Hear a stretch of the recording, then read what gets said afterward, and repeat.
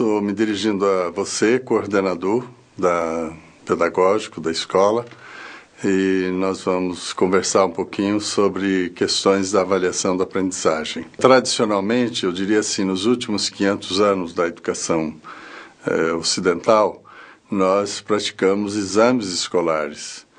Ou seja, nós trouxemos para dentro da escola os modos de agir, os modos de ser que ocorriam na sociedade anterior ao século XVI, que era e continua sendo a seletividade. Ou seja, importamos para dentro da escola como é que nós vamos saber se o estudante aprendeu ou não aprendeu.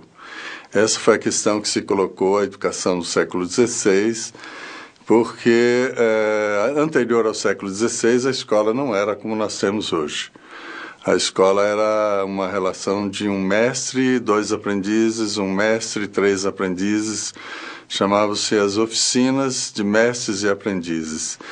E a partir do século XVI começou a se pensar que um não ensinaria 2 ou 3, mas ensinaria muitos.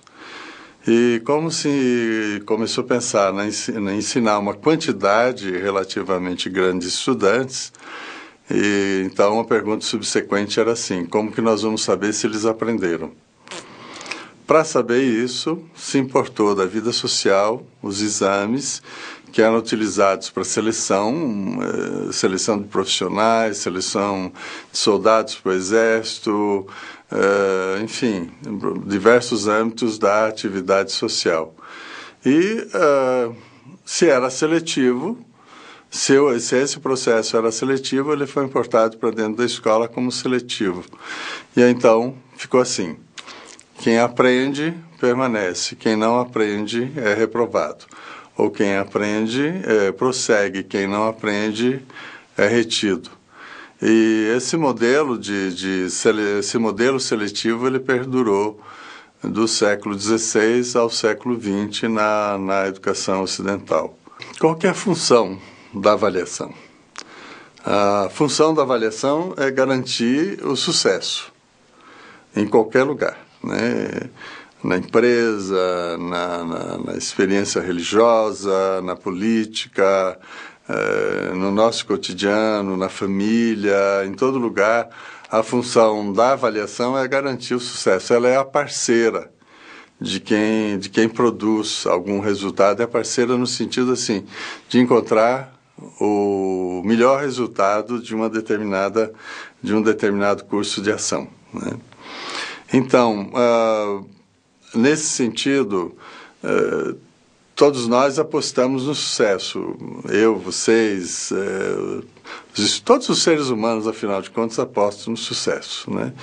E a avaliação é a nossa parceira nesse sentido, não porque a avaliação ela produza efeitos positivos, mas porque ela é um diagnóstico que sinaliza: olha, os resultados que você obteve ainda não são satisfatórios, ou os resultados que você obteve são plenamente satisfatórios. Então, a função da avaliação é ser nossa parceira na busca do sucesso, na medida que ela sinaliza, né, que nós não atingimos ainda a qualidade que nós esperávamos estar atingindo, que nós desejávamos estar atingindo. Muitas vezes eu recebo uma pergunta assim: a avaliação resolve isso? A avaliação não resolve nada. A avaliação só pesquisa a qualidade do resultado. Agora, o que resolve é a gestão. Gestão significa aquele que administra alguma coisa para chegar num determinado resultado. Então, a avaliação diz assim: ó, o que você está fazendo, o produto da sua atividade ainda não tem o resultado que você deseja, você espera, e então você quer fazer o quê? Quer produzir o resultado que você espera, ou quer aceitar que o resultado não é satisfatório e permanecer por aí. Então, a avaliação, ela produz um indicativo, e a solução decorre da gestão, decorre da decisão e do investimento na produção do resultado que se deseja, que se espera, se deseja e se investe nele para a construção. Existe uma experiência na educação brasileira e fora do Brasil, que é o fracasso escolar.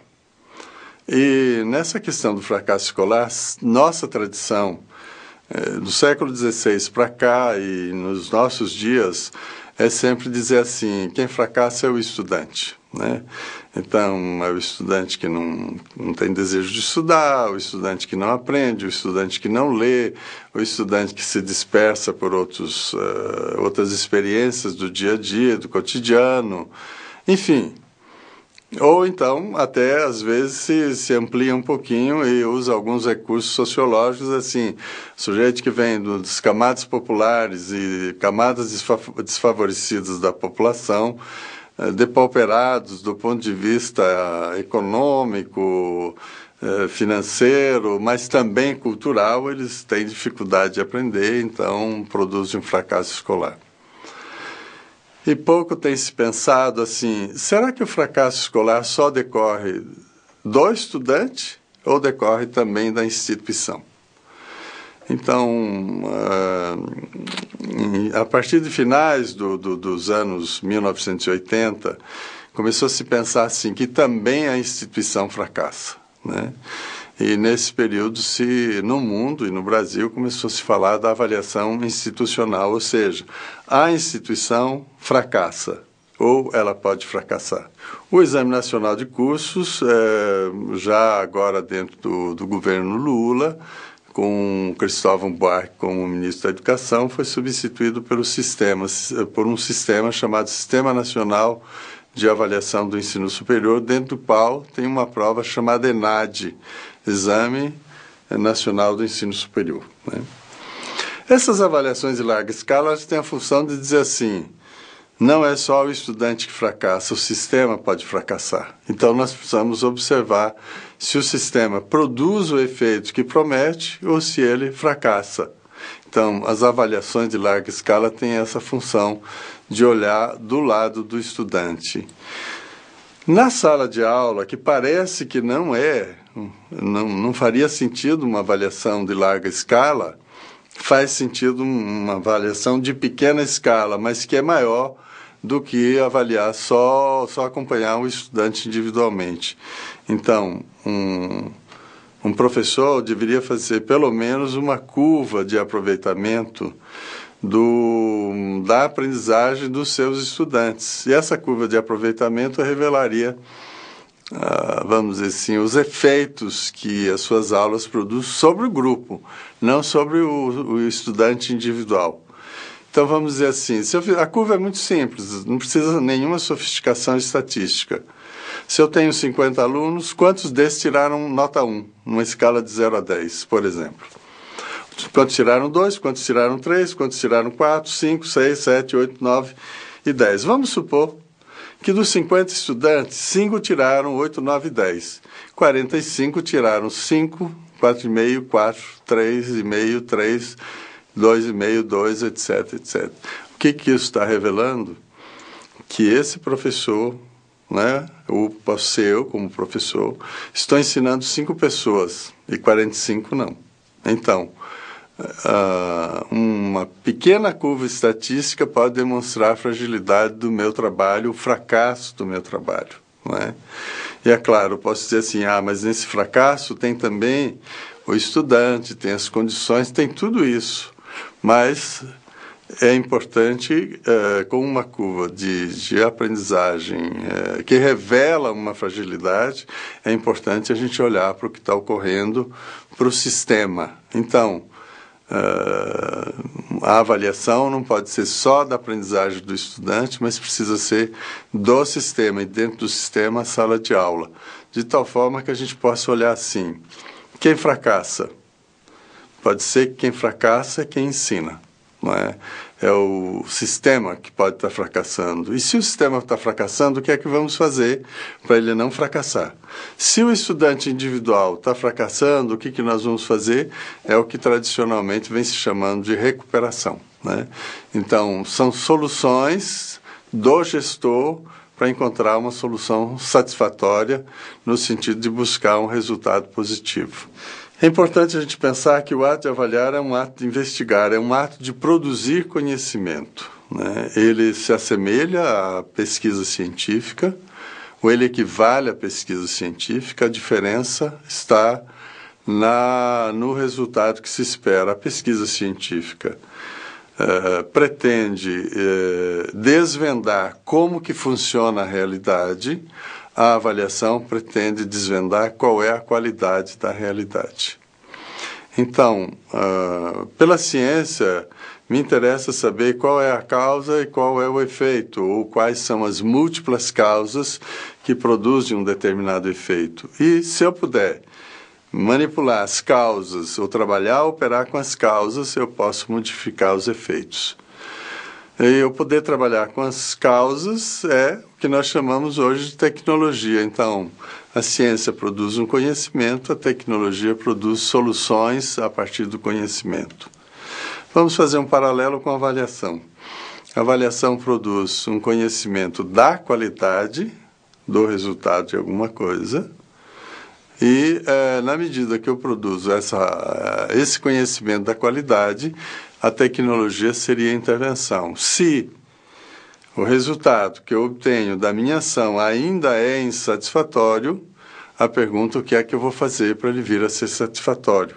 A avaliação necessita de ser praticada com o rigor da metodologia científica. Se ela não for praticada com esse rigor, ela é pura e simplesmente expressões de subjetividade, de juízos subjetivos, de juízos emocionais e assim por diante. E não é que a subjetividade e a vida emocional não estejam presentes na avaliação, mas o rigor metodológico vai propiciar minorar muito as expressões emocionais que muitas vezes se fazem bastante presentes nas práticas avaliativas, porque parece que elas são só subjetividade. E no caso de coleta de dados sobre a aprendizagem do estudante, é preciso que o instrumento tenha sistematicidade, ou seja, ele cubra tudo o que foi ensinado para o estudante e que é essencial. Não pode ser um ponto que outro ponto, não pode ser perguntas aleatórias, mas precisam de ser perguntas mapeadas, consciente e logicamente. Senão, nós vamos entrar naquela coisa assim: ele errou tudo o quê? Não é? É preciso sistematicamente eu poder dizer assim: ele não aprendeu isso, não aprendeu isso, não aprendeu aquilo. Para isso eu tenho que ter um mapa do que eu quero saber. E esse mapa vai guiar a construção do instrumento, vai guiar a construção, vai guiar a correção do instrumento, vai guiar a leitura dos resultados, né? Então, eu tenho um mapa, descritivo da aprendizagem do estudante. Isso é preciso levar em consideração num teste, numa redação, numa monografia, enfim, né? Nos múltiplos instrumentos que a gente usa. A segunda coisa é que esses instrumentos precisam ser vazados numa linguagem compreensível para o estudante. Terceira característica é que esses instrumentos têm uma compatibilidade de conteúdo com o que foi ensinado. Conteúdo que foi ensinado, portanto, informações, habilidades e competências que tenha o mesmo nível de dificuldade, o mesmo nível de complexidade e a mesma metodologia com que foi ensinado. Se não, eu ensinei uma coisa, peço outra. Essa distorção entre eu ensinar uma coisa e pedir outra significa que eu não estou descrevendo bem o desempenho do estudante, né? E a última coisa, tem que ter alguma precisão. Então, o instrumento as perguntas precisam ter alguma precisão. Significa que o estudante tem que entender como eu entendo a pergunta, ou eu tenho que entender como o estudante entende a pergunta. Ela não pode ser genérica. Pois é, outro passo é assim: depois que eu descrevo, isso que eu descrevi já é satisfatório? Então, para saber se alguma coisa é satisfatória, o único caminho disponível epistemologicamente é a comparação, é comparar o descrito com um padrão ou um critério. Tem um critério que permite observar se a realidade é qualitativamente positiva ou negativa. Esse critério, no caso da aprendizagem, nós estabelecemos no dia que nós planejamos o ensino. eu vou ensinar alguma coisa e espero que qualidade, não é? Qual é o padrão de qualidade, qual é o padrão de expectativa? Então, o instrumento, a coleta de dados através do instrumento me revela o desempenho e eu comparo esse desempenho revelado pelo instrumento com o padrão de qualidade. Se for satisfatório, ótimo. Se não for satisfatório, é o terceiro passo da avaliação, que é a intervenção. Então, disso nós podemos tirar duas consequências do ato de avaliar. Uma é do ponto de vista pedagógico e a outra do ponto de vista político. Do ponto de vista pedagógico, a avaliação, ela, como subsidiária do sucesso, ela garante pedagogicamente que a gente possa chegar, que nós possamos chegar ao resultado desejado. Não chegou ainda, vamos reinvestir para chegar ao resultado desejado. Pedagogicamente ainda, a avaliação é inclusiva, né? Enquanto os exames escolares que excluem, que reprovam ou que retêm a avaliação, diria assim, olha, ainda precisa trabalhar mais para que essa criança, esse adolescente ou esse adulto aprenda o necessário. Significa que ela convida a produção do resultado pedagógico, porque nós estamos trabalhando pedagogicamente. Politicamente, a avaliação ela é um recurso que sugere e propicia a educadores que assim desejarem estar investindo na equalização social. Não é que a educação equalize a sociedade, mas ela, junto com outras instâncias sociais, ela equaliza, ela democratiza, vamos dizer assim, a sociedade. Mas para democratizar a sociedade, é preciso que todos aprendam tudo o que for necessário de ser aprendido. Então, se eu planejo aquilo que é necessário de ser ensinado e aprendido, mas não foi aprendido, não serviu para nada. Mas se eu planejo aquilo que é necessário de ser aprendido e eu verdadeiramente invisto para que todos aprendam o necessário, eu democratizo não só o conhecimento, não só a cultura, mas eu ofereço aos educandos um recurso de democratização da vida social. Eles vão disputar o seu lugar na vida social. Então, a prática da avaliação da aprendizagem, ela não só tem uma eficiência do ponto de vista da execução do projeto pedagógico, mas ela tem uma consequência política revolucionária fundamental, que é subsidiar a busca do melhor resultado para todos. Portanto, ela tem a ver com a democratização, não só do ensino, mas a democratização da sociedade. E por isso que vale a pena investir nela, né? Eu agradeço essa oportunidade de estar aqui, agradeço a SM, essa oportunidade de estar aqui fazendo esse depoimento e esse contato com um coordenador, os coordenadores das escolas, e que se desdobrarão, acredito, se desdobrarão para os educadores desse país, né? Eu sou muito grato por isso. E desejo a todos vocês, desejo a mim, desejo a educação brasileira mais sucesso, né? Mais sucesso significa melhores resultados da aprendizagem dos nossos educandos, portanto, uma elaboração sociocultural mais significativa para todos nós. Muito agradecido.